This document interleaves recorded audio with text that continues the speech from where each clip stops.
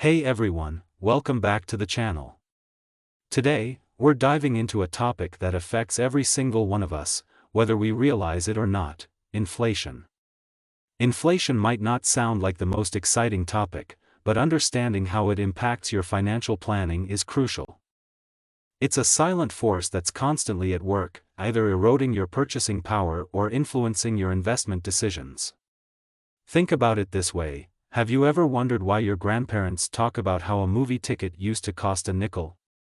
Or why that house your parents bought for $50,000 in the 1980s is now worth $500,000? That's inflation at work, folks. In this video, we'll explore why the inflation you experience might be different from what you see in the headlines, how various measures of inflation can paint different pictures, and most importantly, how all of this affects your financial planning. This is the Finance Virtuoso channel, where we talk about all things finance. If you're new here, be sure to subscribe and hit the notification bell so you don't miss out on any future money tips and tricks. Let's start with a little thought experiment. Imagine you've got a time machine, and you travel back to 1980 with a crisp $20 bill in your pocket. You might think you're rich, right? Well, hate to break it to you, but that $20 would only buy you about $6 worth of stuff in 1980. That, my friends, is the sneaky power of inflation. Now, here's where things get interesting, and a little bit scary. Most of us think we understand inflation. We know prices go up over time, and we factor that into our financial plans. But here's the kicker: the way we measure inflation is far from perfect. In fact, it might be giving us a false sense of security about our financial futures.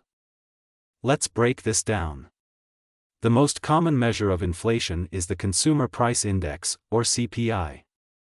It's like the celebrity of inflation metrics: everyone knows its name, but few people understand how it really works. The CPI looks at a basket of goods and services, tracks their prices over time, and voila! We have our inflation rate. Sounds simple, right? Well, not so fast. The CPI has gone through more makeovers than a Hollywood star. Originally, it was just a straightforward comparison of prices from one year to the next. But over time, economists realized this wasn't capturing the full picture. You see, we humans are sneaky. When the price of steak goes up, we don't just shrug and pay more, we switch to chicken or beans. This is called the substitution effect, and it's just one of the many factors that make measuring inflation a real headache. So, the folks calculating the CPI started making adjustments. They began changing the weights of different items in the basket based on consumer spending patterns. They started accounting for quality improvements in products. And they even started swapping out items in the basket to better reflect what people are actually buying. Now, on the surface, this sounds great. We're getting a more accurate picture of how people are actually experiencing price changes, right? Well, yes and no. These adjustments have led some people to argue that the CPI actually understates inflation. After all, if you're constantly adjusting for substitutions and quality improvements, you might be masking the true increase in the cost of living. But wait, there's more. The CPI isn't the only inflation measure out there. We've got the Personal Consumption Expenditures Price Index, PCE, which is the Fed's preferred measure. Then there's the GDP deflator, which looks at price changes across the entire economy. And let's not forget about the quantity theory of money, which tries to link the money supply to inflation. Each of these measures has its strengths and weaknesses. The PCE, for example, captures what businesses are actually charging, not just what consumers are paying out of pocket. This can give us a better idea of underlying cost pressures in the economy. But it might not reflect your personal experience if you're shelling out more in copays and deductibles. The GDP deflator has the advantage of capturing changes in spending patterns across the entire economy. But good luck trying to use it to figure out how much more you'll be paying for groceries next year. And the quantity theory of money? Well, let's just say it's had a moment in the spotlight with all the money printing we've seen lately. But it's not as simple as more money equals more inflation. The velocity of money, how quickly it changes hands, plays a crucial role too. So, what's the point of all this? Well, here's the thing, the inflation rate you see in the headlines might have very little to do with your personal inflation rate. Your personal inflation rate depends on your specific spending patterns, where you live, and even your lifestyle choices.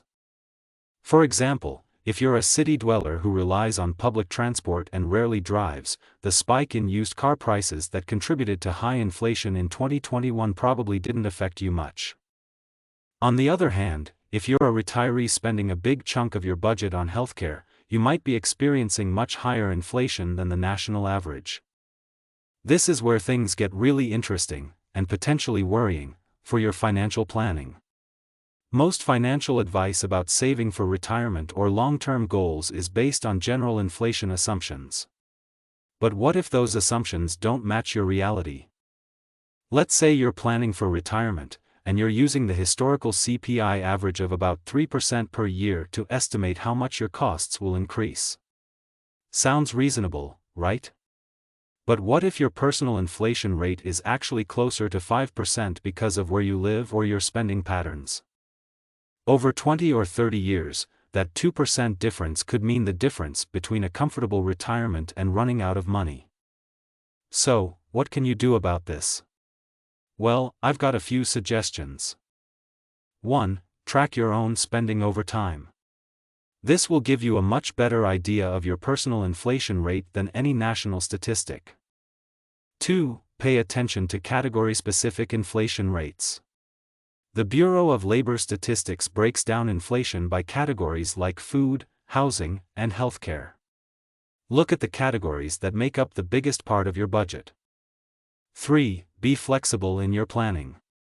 Instead of relying on a single inflation assumption, consider running your retirement calculations with a range of inflation rates. 4. Don't ignore asset inflation. While the CPI focuses on consumer goods and services, asset prices like stocks and real estate can inflate too. This can affect your wealth-building strategy.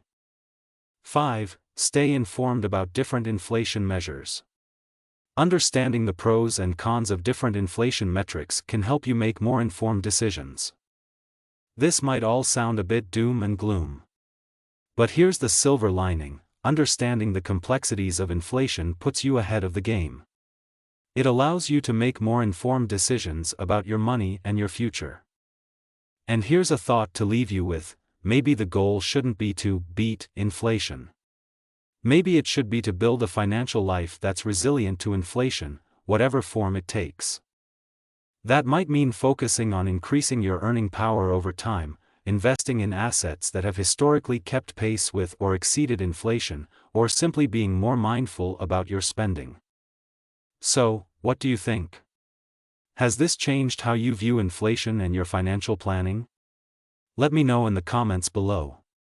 And if you found this video helpful, don't forget to like, subscribe, and hit that notification bell so you don't miss our next deep dive into the world of personal finance.